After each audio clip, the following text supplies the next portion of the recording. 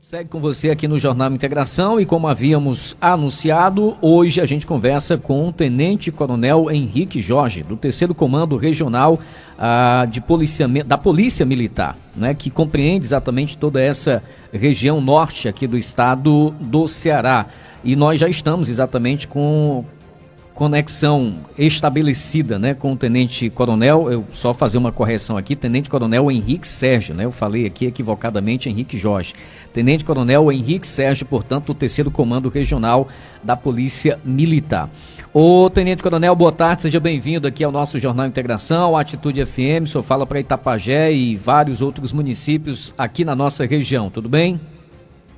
Boa tarde, meu amigo Clésio, boa tarde aos ouvintes desse programa. Prazer participar. Agradecer primeiro pela parceria de sempre, a atenção de vocês, e estamos aqui à disposição para responder às suas indagações aí. Muito bem. Ô, Tenente, só para a gente situar aqui logo no início os nossos ouvintes, o 3º Comando Regional de Policiamento Militar é o que antigamente a gente conhecia como CPI Norte, é isso?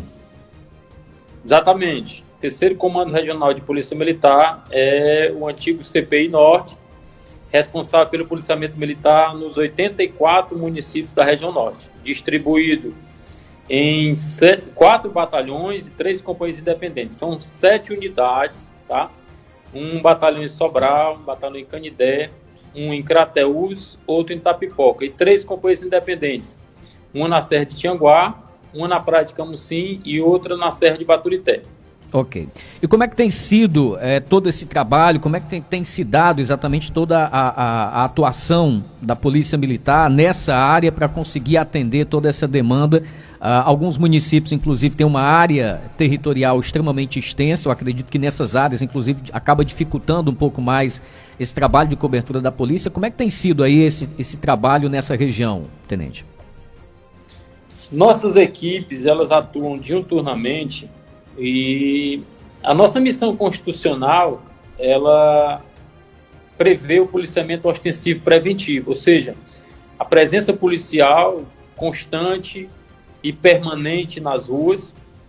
E dentro desse viés, a realização de abordagens, quer sejam elas do caráter preventivo ou repressivo, mas de modo a intervir junto ao convívio das pessoas para garantir a ordem, e quando essa ordem é quebrada, também há uma intervenção para que se retorne, para que se restabeleça a ordem. E, portanto, o trabalho é realizado com o patrulhamento, com intervenções, com atendimento de ocorrências e, principalmente, voltado para os locais onde há um maior índice de criminalidade, os quais nós chamamos de locais críticos. Então, as patrulhas atuam dentro desse viés de estar presente, de estar pronto para atender e para ofertar um serviço de qualidade, para intervir sempre que necessário, seja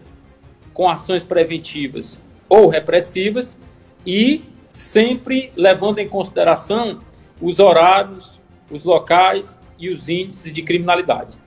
Ok. A Polícia Militar tem trabalhado nesses últimos dias na Operação Escudo do Norte. Eu queria saber do senhor o porquê desse nome e o objetivo principal dessa operação, comandante.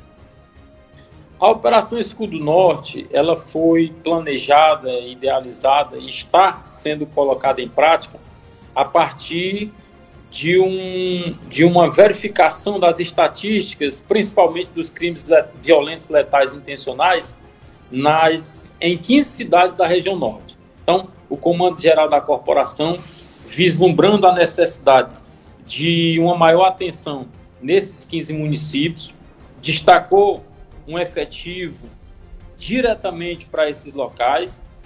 Nós iniciamos a operação na sexta-feira, dia 11. Ela foi lançada concomitantemente nessas 15 cidades, em locais de grande visibilidade, com a demonstração, digamos assim, de força por parte da corporação, com todos os seus segmentos de tropa postados e perfilados. Houve a divulgação dessa operação para que as pessoas né, entendessem que tipo de trabalho estaria sendo realizado a partir de então nesses 15 municípios, tá? E aí, de lá para cá, nós já obtivemos excelentes resultados. Ao final dos 10 dias de operação, ela vai perdurar por 10 dias, né? Repito, começou dia 11, e ao final nós apresentaremos um balanço geral, tá, das estatísticas, mas nós já podemos verificar que nesse período de 6 dias houve sim uma mudança para melhor, houve uma diminuição dos índices, houve uma maior sensação de segurança, uma maior tranquilidade por parte das pessoas, e nós acreditamos que a operação tem sido até aqui um êxito. Ok. Logicamente que, por se tratar de uma operação que está em andamento, a gente não pode aqui estar solicitando do senhor mais detalhes, até para não dificultar o trabalho da polícia. Mas quais são as áreas nessa respectiva região, comandante, mais sensíveis, mais críticas? A gente tem, por exemplo, dados aqui de Forquilha, né, que o índice de homicídio ali é realmente assustador. Em Itapipoca também os crimes têm acontecido com muita constância nessas últimas semanas. Quais são assim as regiões mais críticas diante do levantamento que vocês têm?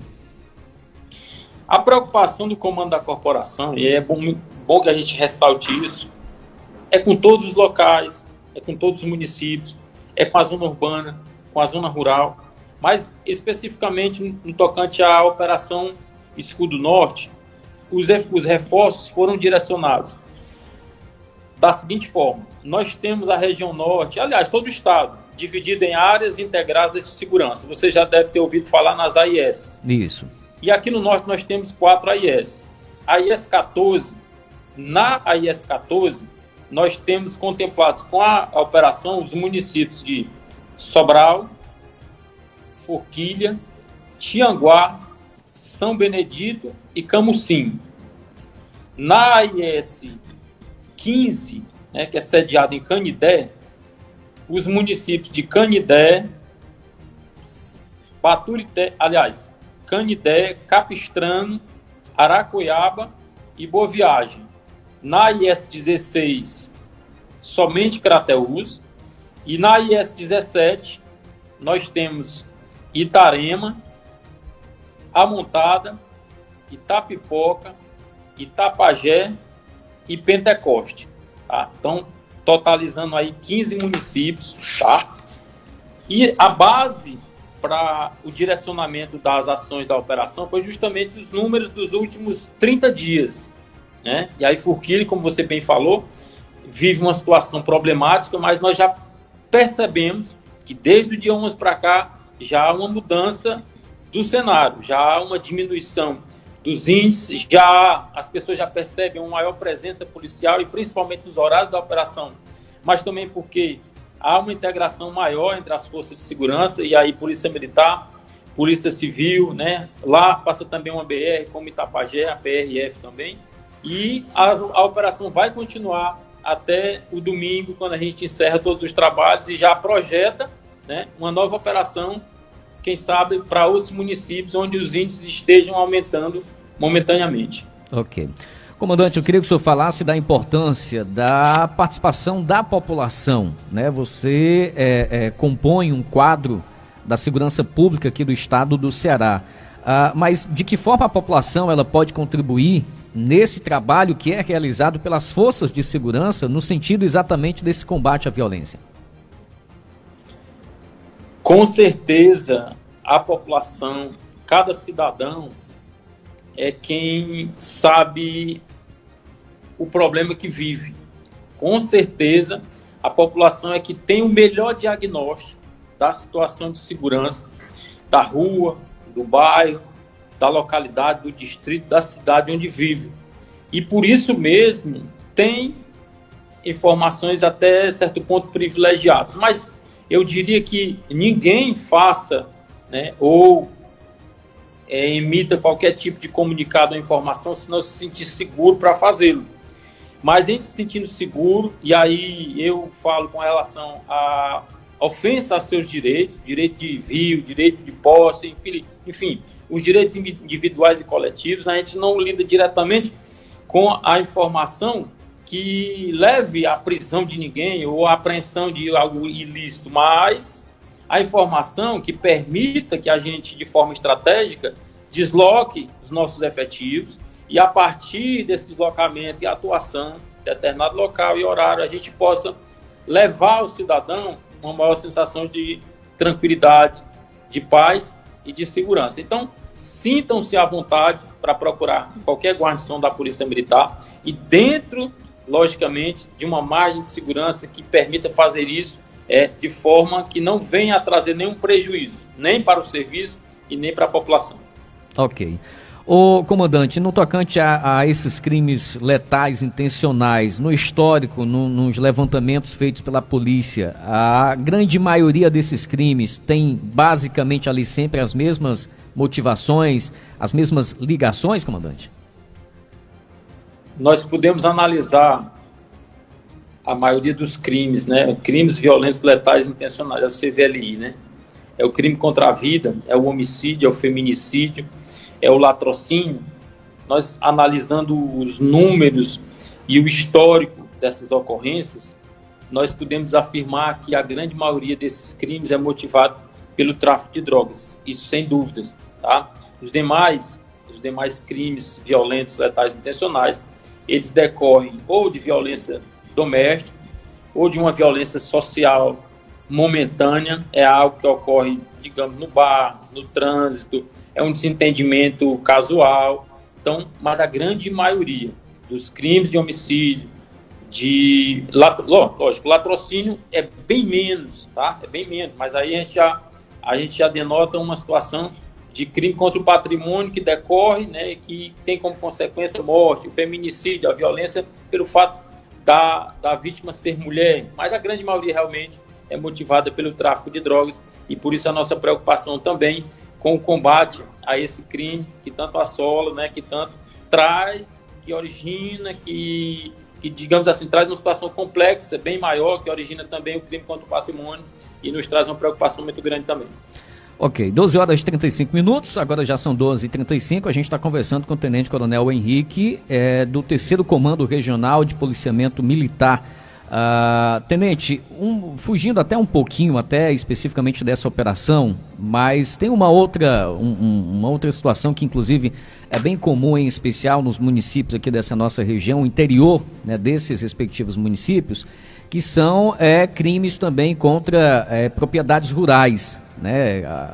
Nós registramos aqui nesses últimos meses, inclusive, alguns casos de famílias que são mantidas como reféns por bandidos que vão lá, invadem as propriedades, invadem as residências, mantêm as pessoas como reféns, levam animais, levam itens, objetos. Como é que tem sido a atuação das equipes policiais nessa região, e acredito que se tenha também todo um levantamento desse tipo de ação, nesse sentido também, como é que informações o senhor tem com relação a essas ações, a essa quadrilha que tem agido, né, e age em vários municípios dessa nossa região? Complicado, bastante complicado. Nós tivemos realmente o registro de muitos casos na nossa região norte, e aí, notadamente na área da IS-17, né, cuja sede é Itapipoca, foram registradas muitas situações como essa que você descreveu. A IS-14 também na área de Sobral, região de Sobral, Forquilha, elas se interligam, né, a zona rural muito grande. A complicação está justamente nisso. A nossa preocupação maior sempre foi com o centro urbano, que é onde concentra-se a maior quantidade de pessoas, né? Onde concentra-se o comércio e as agências bancárias, as pessoas se dirigem, né, para efetuar suas transações financeiras. E a gente não pode deixar de dizer e ressaltar que a nossa preocupação sempre foi com os grandes centros, sem descuidar, logicamente, da nossa zona rural. E a gente foram registradas realmente muitas ocorrências nesse primeiro semestre de 2023 com relação a esse crime contra o patrimônio, aos roubos a propriedades. O serviço de inteligência, que é o que mais se adiantou, digamos, é o que mais se avançou, foi o que mais avançou com relação às informações colhidas, conseguiu mapear, identificar, né, e ainda acompanha muitos dos integrantes dessas quadrilhas. Não são muitos, é um grupo praticamente homogêneo, mas que tem integrantes em várias regiões. em várias cidades da região norte. E eles se articulam, tá? Tem aqueles que visualizam o alvo, tem aqueles que fazem a logística, tem aqueles que perpetram o ato propriamente dito, mas a nossa inteligência, a inteligência dos batalhões, juntamente com as investigações da Polícia Civil, já tem parte dessa quadrilha toda identificada, inclusive alguns já presos, né? Tivemos um fato entre Umirim e Tapajé, onde dois deles, né? Dois deles foram assassinados e com comprovada participação nesses roubos. Enfim, a inteligência já subsidiou o planejamento das ações, nós já temos um patrulhamento voltado para a zona rural, e aí, tomando com base as estatísticas, esse patrulhamento é feito justamente nos locais onde ocorreram os roubos e nos locais onde haja a potencialidade de ocorrer novos roubos. Tivemos uma diminuição, o patrulhamento está surtindo efeito, mas a nossa preocupação continua, e o acompanhamento também por parte da inteligência. 12 horas agora e mais 40 minutos, 12h40, Tenente Coronel Henrique, eu queria lhe agradecer aqui. Aliás, antes de finalizar, só uma última pergunta, que eu me recordo que, se eu não me engano, em 2012, 2013, eu mesmo lhe entrevistei, na época o senhor era, se eu não me engano, comandante do extinto já Ronda do Quarteirão, né? Se eu não estou equivocado, o senhor também comandou o 11º Batalhão da Polícia Militar e... Verdade. O Batalhão do Raio também nessa nossa região. Esse seu amplo conhecimento e já todos esses anos de atuação nessa região acaba colaborando para exatamente a realização desse tipo de trabalho planejado, estruturado, né, à frente dessa equipe de policiais? Com certeza. A experiência, né, o conhecimento, o dia a dia, as ocorrências com as quais nós lidamos todos os dias e durante todos esses anos, nos permite ter uma visão diferenciada e nos permite visualizar que segurança pública ela não é feita só por um órgão. A coisa mais importante é entender isso. É um processo que se dá através de um sistema, e aí com a polícia ostensiva preventiva, que é a polícia militar, que é a polícia, através da polícia judiciária, que é a polícia civil, através da integração com o Ministério Público, com o Judiciário, e vou mais além, a integração com a comunidade, a integração com órgãos municipais, a integração com departamentos de trânsito, guardas municipais, com secretarias.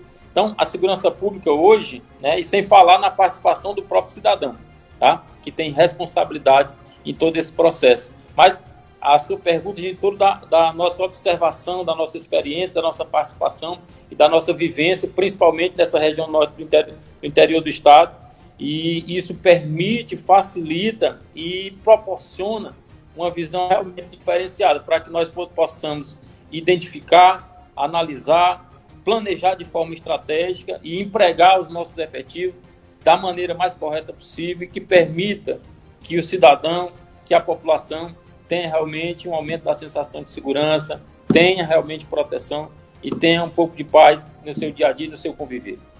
Ok, comandante, a gente agradece a sua atenção, a sua disponibilidade em conversar com os nossos ouvintes aqui da Atitude FM no nosso Jornal Integração. Se tiver algo mais que o senhor queira repassar exatamente referente aos trabalhos da Polícia Militar, aos nossos ouvintes, fique inteiramente à vontade e parabéns pelo trabalho.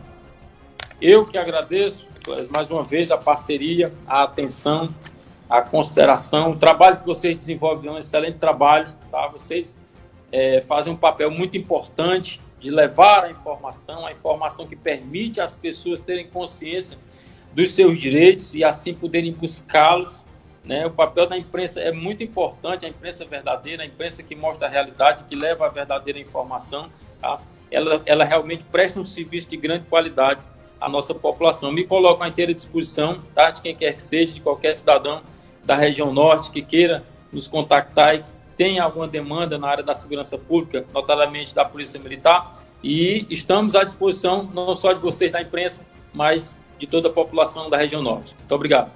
Muito bem, conversamos então com o Tenente Coronel Henrique, do 3º Comando Regional de Policiamento Militar, aqui do estado do Ceará, no nosso Jornal Integração.